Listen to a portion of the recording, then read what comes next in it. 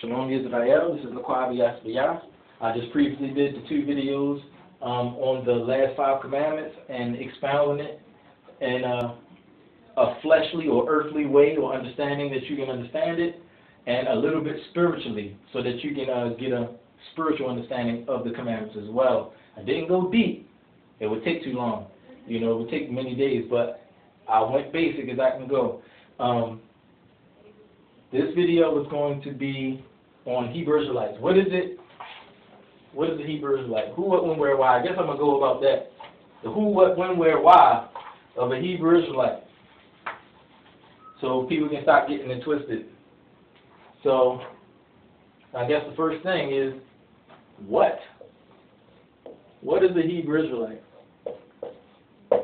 What is a Hebrew Israelite? A Hebrew Israelite is a man that serves the Creator, or a Hebrew Israelite is a select chosen people that from the Creator that He chose, He divided nations and He divided people and sons and daughters and chose for Himself a set group of people, and they are the Hebrew Israelites.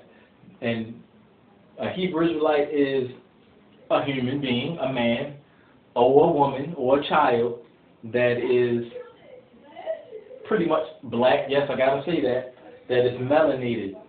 They're originally melanated. You might end up having a Caucasian Hebrew Israelite. You might have one born a Caucasian or with no melanin, I'll say, but he's still a Hebrew Israelite, but he's just no melanin. So you can have that too. So a Hebrew Israelite is just a person of a tribe of a man that the Father chose in the earth. We did not choose ourselves. He chose us. That's why I said, I did not choose you because you were great and many in number. I chose you because you were few in number and you were the weakest in the earth, pretty much. So I chose them. So that's what the Hebrew Israelite is, the chosen people of the Creator Yahweh, that everyone has to get connected with, that's keeping the Torah, or else you won't make it. So He's coming to save Israel and those who grafted into Israel. That's what the Hebrew Israelite is. Okay, when did it happen? When did the Hebrew Israelite thing come about? When? Okay. It started, I'll start at Shem. It started with pretty much Shem, which means name or character. But through Shem came about Abraham. And Abraham was told by the Father, Yahweh, to leave his father and leave his land and come follow me, and I will make you a great nation. Meaning, now what we're saying, I will make you a great nation. Now I'm speaking the Torah here. You go into the scriptures. This is in Genesis. You search and study it. That's why I'm not giving chapters and verses. I could have did that before I did the video. I'm not giving chapters and verses because the only way for people to get it is for them to look at it themselves. That's how I had to do it, That's how you would have had to do it back then. They would have said in the book of Isaiah, you just would have had to read the whole book of Isaiah to find out where I quoted this from. It didn't used to be chapter and verses in the schools. And so basically, when? So Abraham, and by the sheep, I'll give that to you, Genesis, he was told by the Most High Creator, Yahweh, to come away from his family, his father, and the land, and I will make you a great nation of people. If you keep my covenant, I will make you a great nation of people. Meaning, out of you, I will make you a separate nation.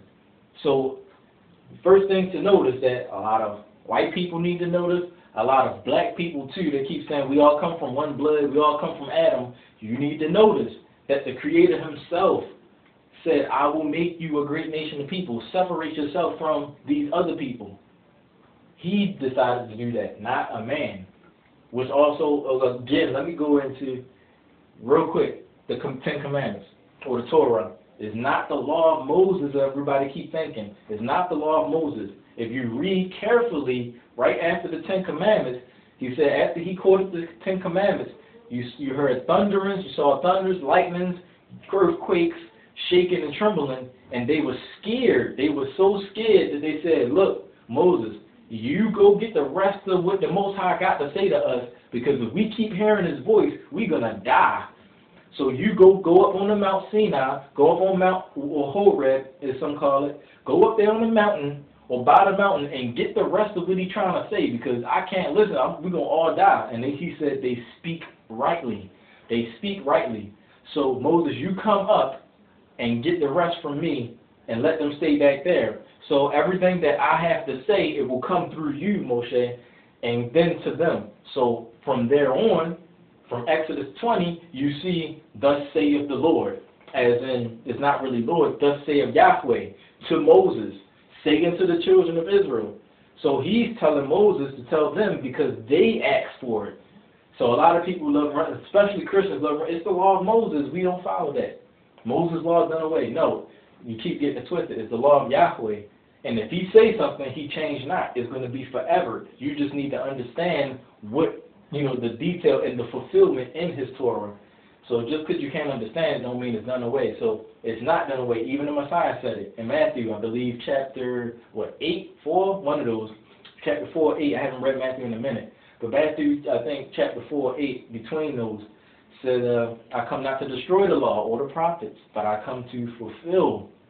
So if he came not to destroy, fulfill in the Hebrew is to bring to completion. Meaning, when we were keeping the Torah, we didn't fully understand what we were keeping or how it was going to come to fruition, what was going to happen. We knew these feasts, the feast of Passover and all that was prophetical, but we just didn't fully understand what the fulfillment was going to be. So the Messiah came, he said, I come not to destroy the law, but I come to be the completion of the law, or to bring it to completion. And it's still not yet complete. It's still not yet complete. But we still keep the Torah. We still do the Torah because it is not completed fully yet. It is not fully completed. Even when it's fully completed, we're still going to be keeping it. So when it's fully complete, he'll be returned, from heaven, and he'll come and reign for 1,000 years. And then he'll start to, bring it to a completion. But it's not fully complete yet. He's just taking an intermission. So, bringing it way back, that's why it says, thus saith the Most High to Moses, or thus saith the Lord to Moses in your English King James translation. But now bringing it back to Abraham. So Abraham was told by the father that he was going to make him a great nation, and he did, because he kept the covenant. So starting from Abraham was when, now we're not even talking about the rest of the world no more, we're talking about Abraham. Because the Most High Father was like, all right, I'm about to just deal with Abraham here. So just talk about Abraham.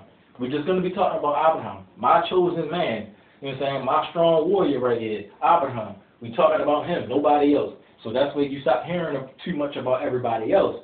You just start hearing about Abraham, Isaac, and Jacob and stuff like that. So because he chose Abraham. That was the beginning of the separation from everybody else in Hebrews, stemming from Shem. One of the sons of Noah. Okay? So Abraham was the first Hebrew, because Hebrew in the Hebrew means is Hebrew. Or if you want to say Hebrews, you're going to add a mem at the end. And that's Hebrew, which stands for Hebrew, or Hebrews, which means a traveler, sojourner, one without a home, one without a home, no dwelling place, basically. So traveler, sojourner, someone without a home, one who crosses over as well. One who crosses, let me check my time. I'm good on time? All right. So one Hebrew means traveler, one without a home, and someone who crosses over. That's what it means in the modern. Okay, I didn't go into the ancient to get it. I'm going to wait so I can learn the most ancient Hebrew that's out there when I get the Hidden Truths Hebrew schools, and then I'll start to redo these videos, possibly, some of them, not all of them, and break down the ancient understanding of what these names and words mean. So that's why I'm not making too many videos. I took them all down. So yes, Hebrew. So you can get a simple understanding. It means traveler, one without a home, and one who crosses over. And Abraham was just that. He was one without a home. He always traveled. He dwelt in tents or booths. Everywhere he went, he set up shop. He built his wife's tent, and it wasn't one that you buy from Walmart that you just, take out the box and put the sticks in there. It wasn't that. It was like big tents that you walk in, look like a house. He put up Sarah's tent first, then he would put up his tent, and they would go out spreading the Torah and spreading the name and character of Yahweh in the earth again, so people can wake up and stop serving other powers and statues and things and each other. So that's what he was doing, and Nimrod was hating him for that. And he traveled. He did a lot of traveling. He was one without a home. He was not yet in the promised land, or the land that was promised to him, but he was hoping in the promise, something that he had nothing, he just had not seen, but he just only had faith in, and that is another reason why he was great. A lot of people call that blind faith, but if the Most High, he's speaking to you, he told you something, you had faith in it, it's going to happen. Just like he had a son at 100 years old. He had a son. They didn't believe that either, that his wife, Sarah, at 90-something years old, was going to get pregnant. They didn't believe that. But Abraham still believed. He still hung on and believed, and she had a child, Isaac. So that's what's going on here. That's why he was this big soldier. He just believed him and his power. So crossover, one who crosses over from one belief to the right belief. So when you're a Hebrew, you can cross over from everything that's false, everything that's a lie, and you came unto the true banner of people that have the right ways that you're supposed to go. So that's what Hebrew means and what a Hebrew is. If you do these things, you can be a Hebrew, even if you're not nationally a Hebrew, as in your nationality, or you have a portion of Hebrew in you mixed with other stuff. If you cross over from all that other stuff that's in you, like Japanese, Spanish, people love telling me that, well, I'm part this, that, and the third, and I'm this. I probably got a lot. They love doing that, explaining and pushing you off, so they will continue in having nothing to cleave to, belonging to nothing. They just doing whatever they want to do. That's pretty much what they're doing. Let me just keep doing what I want to do. This is not the book of Judges. This is not the time of Judges where everybody was doing what they wanted to do. We have the right way. We must come back to it. So whatever you might be mixed with, you have to cross over from that stuff and leave it, just like Abraham. He was African. He was African too. Okay, so not going to get too in depth with that, but he was African too. But he crossed over from all of that stuff. He crossed over from all of that and came into just being the Hebrew. He was the start of the Hebrew nation, period. The Most High changed his nationality right there. You are Hebrew. And that's where Hebrew comes from. Now, there are many Hebrews. You have Caucasians that are Hebrews. They might not even think it. A lot of them are definitely Hebrews, as well as Japhet, but a lot of them are Hebrews too. You have Arabians, Arabs. A lot of Arabs are Hebrews. A lot of Egyptians are Hebrews. You know what I'm saying? So you have a lot of Hebrews out there. A lot of people are Hebrews, just not Hebrew Israelites. So that's where the term Israelite comes in, to give a distinction of whose line you're actually coming through. And it's not by us. We are not choosing like, oh, I'm a Hebrew Israelite because I just chose that. No. The Father in heaven chose that. He's the one that chose Isaac instead of Ishmael. He said, I'm not choosing Ishmael. I'm choosing Isaac. He said, I'm not choosing Esau. I'm choosing Jacob. He decided, not man. So when we look at that, Ishmael wasn't chosen, neither were all the other sons. They were blessed, or they were increased, but they were not chosen. Ishmael was not chosen, and Esau was not chosen. Jacob was chosen, and Jacob's name was turned or changed into Israel. His name was changed into Israel. So he was a Hebrew, and he was Israel. He was the start. Abraham, Isaac, and Jacob. Jacob was the last one to be called that name. There was never anyone else to be called the God of, or he was the Elohim of Abraham, Isaac, and Jacob. It was never, it's no one else. It's just Abraham, Isaac, and Jacob. He's only connected in the same sentence with those three patriarchs, Abraham, Yitzchak, and Yaakov, no other person. Just as you're not supposed to have his name in your name before you die in Torah obedience, because you could rebel with still Yah in your name. No, you're not supposed to do that. So you're not supposed to put Yahweh in your name, or Yahuwah, or whatever your pronunciation is, in your name until you die in Torah obedience. Then those who know you, or know you well, will put Yahweh in your name. Just as Jeremiah, or Jeremiah the prophet. Jeremiah the prophet, we call him today. But at first his name was Jeremy, or Jeremy. Now we call him Jeremiah, because he died in Torah obedience. Now, Israelite is someone that is a son or progenitor from Jacob, or Yaakov, which names was changed to Israel. He's a progenitor. That's what we are in America. We're from his fourth son, I believe, Yehuda. Forgive me if I got it wrong. But we're from Yehuda in America. Majority of us are from Yehuda. Now, I'm not into the 12 tribes thing, like, oh, you're specifically over here, this tribe is specifically over there. I don't do that. But I do know we're scattered everywhere. And Yehuda is more specifically in America because how we got chased out. We were the last ones in Israel, in Jerusalem. Yehuda was in Jerusalem. The Jews, the black, the real people, we were in Jerusalem, Yehuda, and they chased us out last. And we went into West Africa. You know, so that's why we can more link to who we are, because Yehuda were the last ones to leave, pretty much. And we went into West Africa. And from West Africa, you know what happened, the transatlantic slave trade. So, Israelite is Jacob's name that was changed.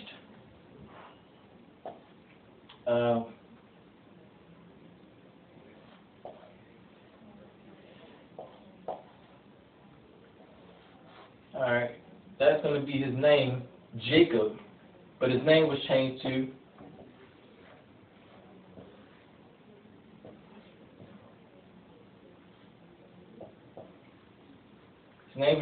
Israel, Prince with power, or Prince of Power. So when you say Jacob or in Israel, you're still saying Jacob's name. His name was changed by the Creator himself. So if you're one of the descendants of the sons of Jacob or Israel, you are an Israelite, right? Just like if you have a social security number, you're an American. You know what I'm saying? You're an American, but you're an Israelite. So that's where that comes from. And that means Prince with power, Prince of Power. So Hebrew Israelite, that is a nationality. It's strictly your DNA, who you are, what you are. After the Father broke Abraham off from the rest of the world and made him an individual set, almost like he was like an Adam of himself. You know, he was like Adam all over again, kind of, sort of. Like Adam, he made him his own nation. He started with him. I'm just going to choose you, Abraham, and work through you. And that's pretty much how we get Hebrew Israelite. And Israel is his chosen people. He's not coming to save the whole world, just want to do whatever they want to do. Everybody has their own way they think God is, or the Creator is, Yahweh, or just God, as they say. They all have their own way that the Creator is this and that and the third. He's not coming for them. He's coming for Israel, that he gave his Torah to on Mount Horeb or Mount Sinai. There's no other person or power that you know that came down, talked to the people like, look, man, it's crazy out here. Thou shalt not lie, cheat, steal, kill, man. We need somebody, we need to smell good in this earth. Well, I'm going to destroy it again. Y'all going to be my fabuloso, my Mr. Clean, my scrubbing bubbles, my pine saw. Take and keep this Torah, and that's what you'll be to me. Light in darkness, and you'll be a sweet smell when you pray. If you don't keep my Torah, your prayer is an abomination, as in Proverbs. Your prayer is an abomination if you do not keep the Torah. That says it right there. Forget that's the most famous one, but I forget exactly. If you do not keep the Torah, your prayer is an abomination. Period. He is not hearing it. Satan is climbing over to scoop it, and he's going to bless you or whatever, give you an increase. Oh, I got that car that Jesus, I prayed to Jesus, got me that car. No. Well, yeah, he did, because he had power to do that.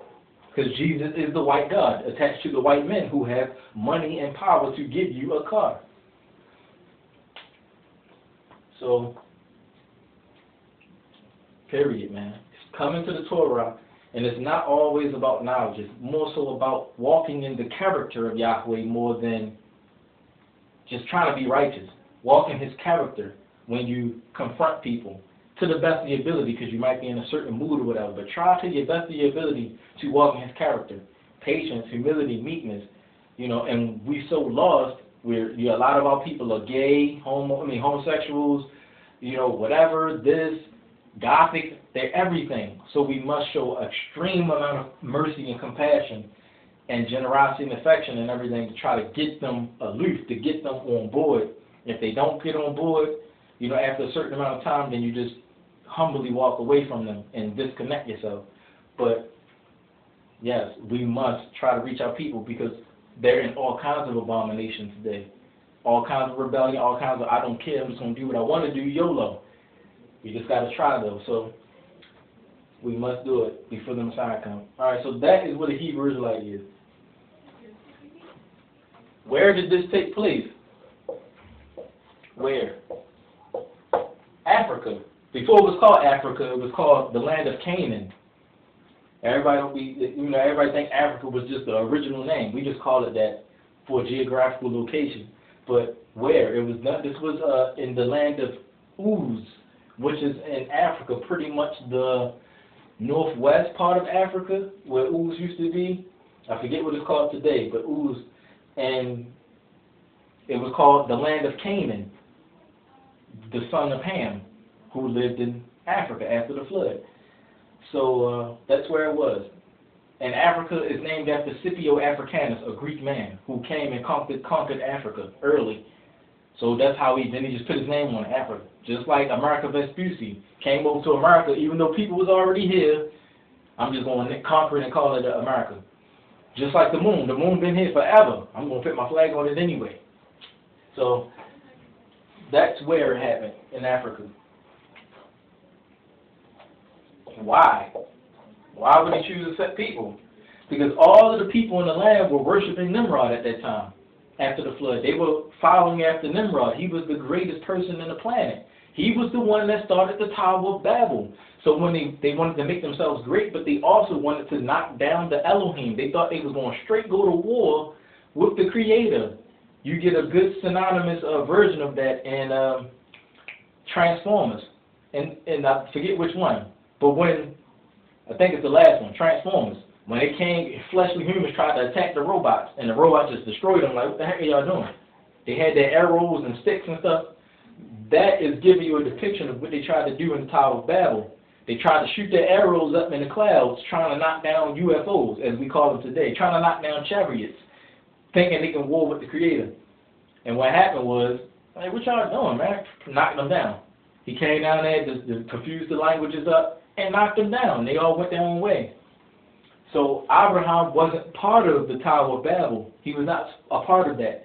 And they were worshiping whatever they wanted to. Anything they felt like, I'm spiritual. So, you know, they worship whatever they wanted. So, the father was like, I'm not going to destroy the whole world. Let me see if I can find somebody strong enough. And he found Abraham. Yes, I can use Abraham. He's strong enough. So he took Abraham. Abraham, leave everybody. I'm going to make you your own nation.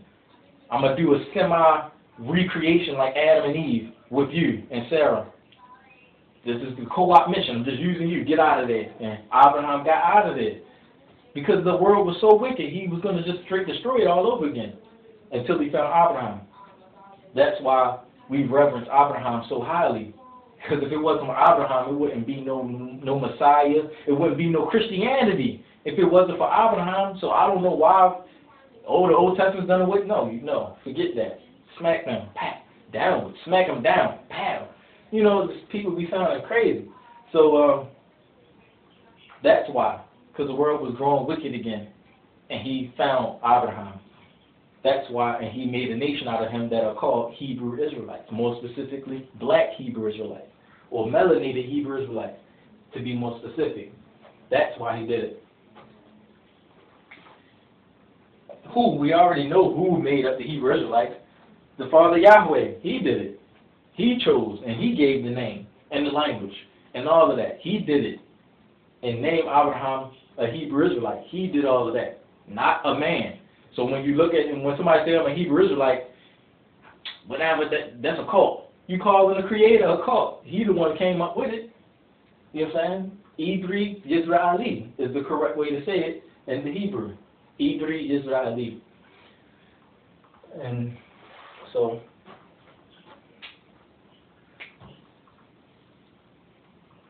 how did he do it? Who, what, when, where, why, and how? The how. How did he do it? Easy. He is the creator. He can do whatever he wants. He created Adam. That's how he did it. He came down and spoke to Adam telepathically. Telepathically. Loud, but telepathically. Possibly, I'm not going to say 100%, possibly audibly as well. The Messiah came forth to him and presented himself to him in the Shemaim. And I've seen that before. You know, angelic beings just right there in the sky. They're not nothing. They're just there. So I've seen that before. But a lot of people don't see it. So it's possible. But telepathically is how we got it. Do this, leave your own home, leave your land, this, that, and the third. And also, Abraham had the ability to foresee into the spiritual realm while he's in the physical. Today we call it trances and illusions. But Abraham had the ability to see beyond the physical eye while he was in the physical awake. He could see. And so the Father spoke with him using his spiritual powers that he gave him. And that's how he did it. And, you know, the regular way. Intercourse and all of this, marriage and all of that. And that's how he did it and brought forth the Messiah, who was from the tribe of Yehuda, which is a Jew. So the Messiah was a Jew, and he was black. So there you go. The original Jew, or Jew that everybody worships, was a black man. So when people be like, oh, he's a Jew or he's Jewish, and looking at white people, no. The Messiah was black. That's why they don't believe in the Messiah, because he was black. And I'll go into the name Messiah later, how that connects to Moshe's name in this ancient way, how that's connected to Moshe's name, and how the Messiah is actually Moshe, but still Moshe with Yah in it. All right, so with that said, I'm going to leave you like that. You know, Shabbat Shalom, Mishpachah. Any questions, hit me up. Don't forget, get a Hidden Truth Hebraic Scrolls. That is the best translation of the scriptures you can get. Mine is on its way. Hidden Truth Hebraic Scrolls from African-Israel.com. Rabbi Simon Altaf. You can get those books and other books from him. You can trust him. You can trust this rabbi. You can trust him to give you the unadulterated truth and to give it to you raw, straight, uncut if you can handle it. Everybody else just playing games with themselves, mores, whatever. They King James Version it out and all of that. Go to Rabbi Simon Altaf, African-Israel.com. Get Hidden Truth Hebraic Scrolls, the best and most accurate English translation from the Hebrew. Get it. And with that said, Shalom. Shabbat Shalom.